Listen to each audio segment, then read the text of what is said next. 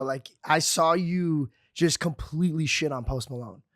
What's up with that, dude? Why do you call them mayonnaise records, bro? Like, what's up with all this? What's the whole background? You know what it was? Post had made these statements one time that I didn't appreciate because it was like, yo, he came up in rap music, you know what I mean? So he had the song White Iverson, and you know, we had him on Breakfast Club back in the day. So he came up in hip hop, but then he made a statement. I'm paraphrasing now, but the statement was like, if you want to cry or listen to, you know, music that has a deeper meaning, you know, don't listen to rap or something like that. And I'm like, but it kind of goes, like, not only did you come up in hip hop, but that's just not true. Like, you heard what you just quoted from Pac. Like, but that's what I'm going to ask you about too. Is like it goes back. We know Pac and we remember Pac and we remember some of the artists around that time that were bringing out this stuff about societal change and about, you know, the affliction of Black communities and the stuff that socioeconomic classes are going through.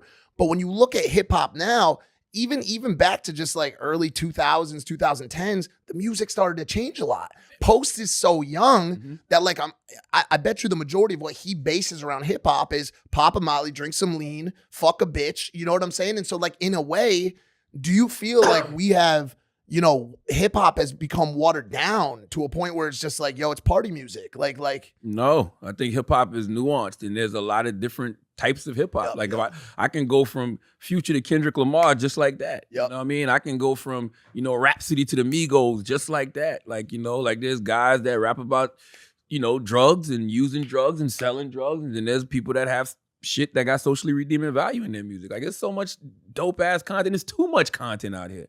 You know what I mean? So if all you're hearing is that, then that's all you're listening to. But don't you think it's being elevated more than the conscious rap? Like, don't you think that like in a lot of ways around the same time when the dealer, remember how the dealer used to get elevated? Jay was the guy, right? Then they started celebrating the fiend, the user, right? Yeah. And so don't you think that like drug use mentality, that party mentality, that substance mentality is like elevated more than Kendrick, more than J. Cole? I don't think so. Like that? Because if you look at the last like 12 years, right, and you look at the top 5 biggest rappers in the game, there's probably only one that's really the leader of that, and that was Future in a lot of ways. But Kendrick, J. Cole, Drake, they not on that. Yeah, and they've been the big 3-headed monster, you know, for the past 10 plus years. Yeah, it's true. So I think that's an unfair assessment of hip hop. I think when you're in the clubs or you might be listening to the radio, you might be hearing more of that. But nah, hip hop is very, very, very, very diverse. Very diverse. So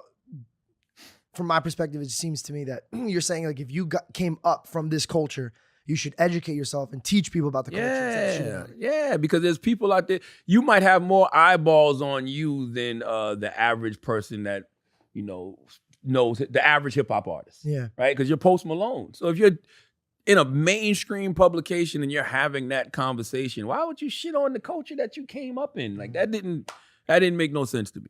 None whatsoever. I'm looking at